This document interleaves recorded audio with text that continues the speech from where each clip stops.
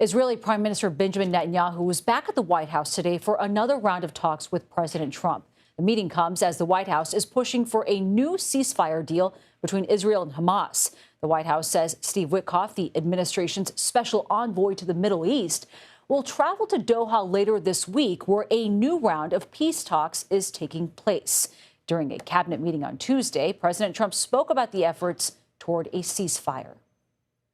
We're going to be talking about, I would say, almost exclusively Gaza. We got to get that solved. Gaza is a tragedy. It's a tragedy. And he wants to get it solved, and I want to get it solved. And I think the other side wants to get it solved. Joining us now is CBS News White House reporter Aaron Navarro. And Aaron, thanks for being with us. What do we know about the Prime Minister's meeting with the president today? Nancy, we know that Prime Minister Netanyahu got to the White House campus about an hour and a half ago. And during that cabinet meeting, President Trump framed this as a discussion exclusively focused on Gaza, on getting Hamas, in a sense, to accept that 60-day ceasefire proposal. And there hasn't been anything concrete that's been accepted yet, but the indications and signs from President Trump, from White House Special Envoy Steve Witkoff, is that there is progress, or at least they are pushing for progress to happen soon and this week. Witkoff told reporters he's still hopeful for a deal on the ceasefire by the end of this week, said that the talks are now down to, quote, just one issue between Israel and Hamas, down from four. And Witkoff did not specify what the outstanding issue is, but from what we understand about the framework of the deal on the table is that there are conditions and talks about what the withdrawal of Israeli troops looks like from Gaza, the release and swaps of hostages, as well as how aid will get into Gaza. And Aaron, going back to today's cabinet meeting, the president said he might soon be sending more tariff letters to the European Union as he tries to secure new trade agreements. What's the latest there?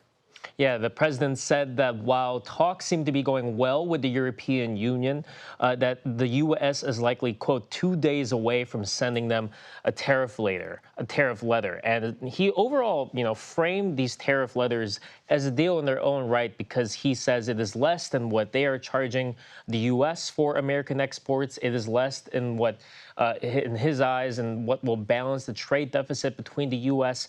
and these other countries. But also on tariffs, the president announced that there would be a 50% tariff on copper, matching the current rates the U.S. has on steel and aluminum. That could become official within a couple days, according to White House officials. And the president also again floated a 200% tariff on pharmaceuticals, though he noted that there may be a year or more for companies in, abroad to move into the U.S. and manufacture in the U.S. And Aaron, I want to ask you also about Ukraine. The president made a reversal this week, saying the U.S. would send more weapons to Ukraine after the Pentagon announced it had halted deliveries. So what is behind that shift, and what do we know about what's being sent right now? Yeah, you saw signs of this as well last week, where President Trump showed disappointment with recent Russian strikes on Ukrainian cities.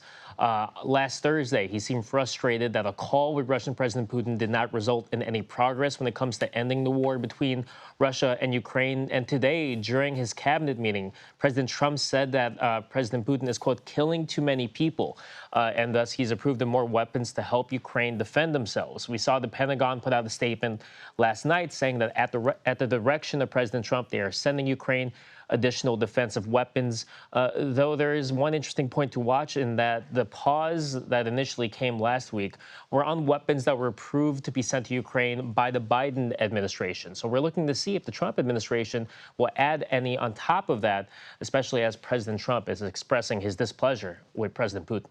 Much more to come on that. Aaron Navarro, thank you very much for joining us.